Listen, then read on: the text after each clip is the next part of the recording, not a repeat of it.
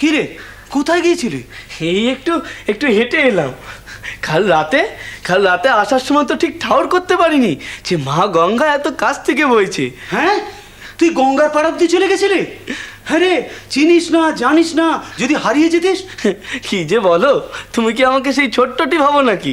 তা নয়, তবে আমাকে একটু বলে যাবি তো যে কোথায় যাচ্ছিস, তাহলে আমি একটু নিশ্চিন্ত হতে পারতাম। আর কটা দিন, তারপর একটু সরগর হয়ে গেলে তুই যেমন ইচ্ছে তেমন ঘুরিস। আচ্ছা বদ দাদা। হ্যাঁ রে, তা কেমন লাগলো তোর গঙ্গার পাড়? একবারে মনটা ভরে গেল গো বদ দাদা, মনটা ভরে গেল। ওই যে বলে না, পতিত পাবনী মা গঙ্গা, সজ্ঞানে ওর গর্ভে গেলে একবারে মোক্ষ লাভ হয়।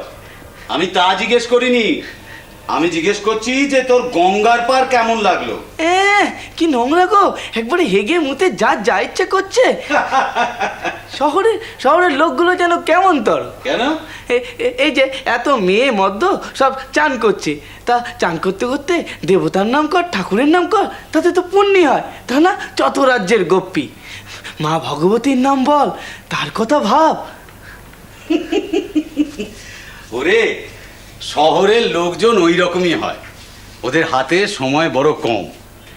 ওরা পুজো ধর্ম কর্ম সব একসঙ্গেই করে। তাতে কোনটা হয়? ওই তো দেখছিলাম একজন বসে মালা জপ করছিল, পাশ দিয়ে মাছ আলা যাচ্ছিল, তাকে হাত দিয়ে ইশারায় ডেকে হাতের ইশারায় মাছের দর জিজ্ঞেস করে। দেখিস, তুই আবার এই সব শুনে কাউকে কিছু বলতে যাস না যেন। আমার ভারী বয়ে গেছে, যার কর্মের ভার সে বইবে। হ্যাঁ রে, তোর এখানে এসে ভালো লাগছে না? না, ভালো লাগবে না কেন? তবে তবে আসার সময় সবাই এমন করছিল। মন খারাপ করছে? সবার জন্য নয়, মার জন্যে। মোটেই না। সে কি রে? মায়ের তো আমি ভালো লাঘব করলাম গো, আমার জন্য কত ভাবনা ছিল বলো তো। তুই এসব বুঝিস? বুঝি গো, বুঝি। তাহলে এমন করতিস কেন? এই পাগল পাগল ভাব। আমি কি করতুম নাকি? করা তো আমার সারা আমিটাকে একবারে কি লেখে তো। আমি বুঝতে পারতুম, কিন্তু সরতে পারতুম না। আসলে এমন ভাবের কাঙাল আমি, আমার কাছে এলেই আমি টেনে নিতাম। কাকে? গদাই? গদাই?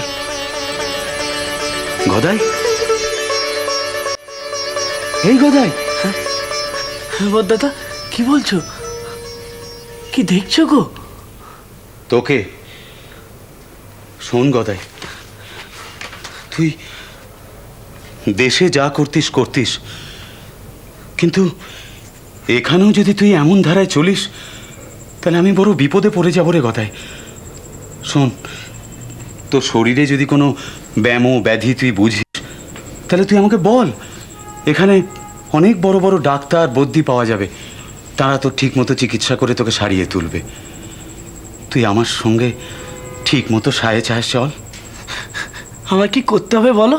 আমি তো সব জেনেই এসেছি। তুই কি জেনে এসছিস? মা আমাকে সব শিখিয়ে পড়িয়ে পাঠিয়ে দিয়েছে গো ভদ দাদা। কিরকম? এই যে তোমার ঘরের কাজকর্ম করতে হবে, তোমার সেবা করতে হবে। না, আমার সেবা তোমায় করতে হবে না, তুমি দয়া করে তোমার নিজের সেবাটি করো।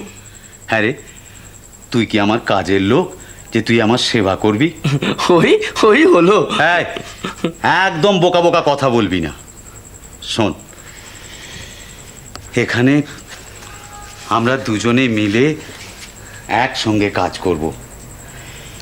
তুই তো জানিস যে আমি এখানে একটা টোল খুলেছি, সেখানে সব ছেলেপুলেরা পড়তে আসে।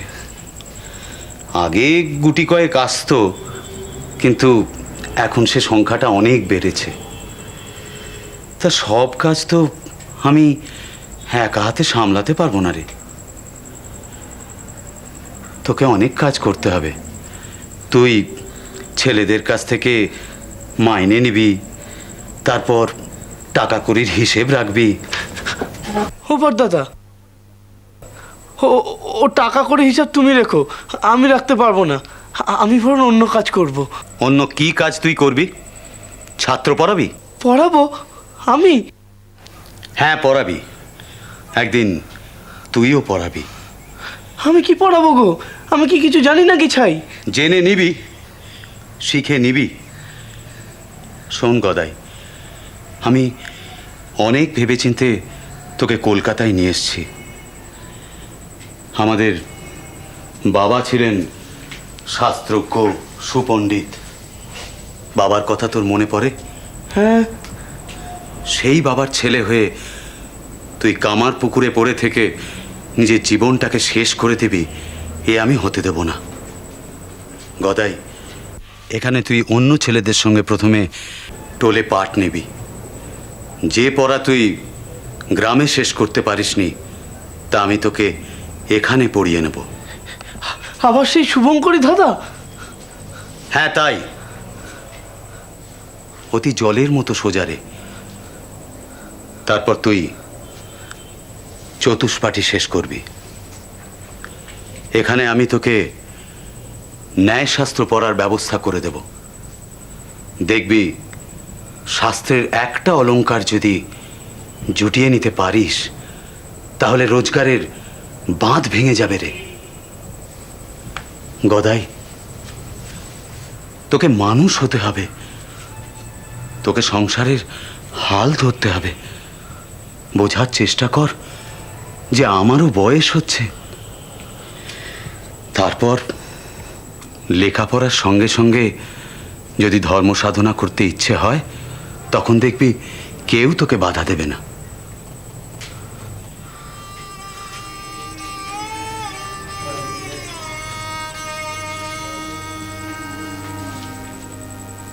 গদাই,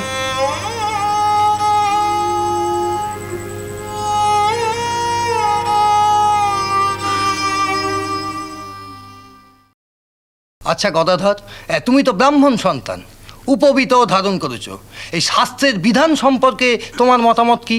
শাস্ত্রের বিধান বলে শাস্ত্র সবসময় মেনে চলা উচিত। তুমি নিশ্চয়ই শুনেছ যে এই দক্ষিণেশ্বরে রানী রাসমণি এই জগন্মাতার মন্দির প্রতিষ্ঠা করে অন্নভোগ দিতে চাইছেন। হ্যাঁ, শুনেছি। রানী রাসমণি কিন্তু ব্রাহ্মণই নন। তোমার দাদা এত বড় নিষ্ঠাবান ব্রাহ্মণের পুত্র হয়ে তার বিধান দিয়ে ওনাকে মন্দির প্রতিষ্ঠা করতে বলেছেন। আমরা কিছুতেই এ মন্দির প্রতিষ্ঠা হতে দেব না। রানীমার মন্দিরে পুজো করবার জন্যে পুরুত পেতে আমরা দেব না। আমরা সব ব্রাহ্মণরা একযোগে বেঁকে বসবো, দেখি রানীমা কাকে দিয়ে পুজো করান। আর এ কথাটাও ওনাকে বলে দিন, যদি কোনো এক ব্রাহ্মণ ওই মন্দিরের পূজকের পদ গ্রহণে সমর্থ হয়, তবে তাকে আমরা ব্রাহ্মণ সমাজ বহির্ভূত এক শূদ্রতুল্য ভদ্রতর জীব হিসেবেই গণ্য করব।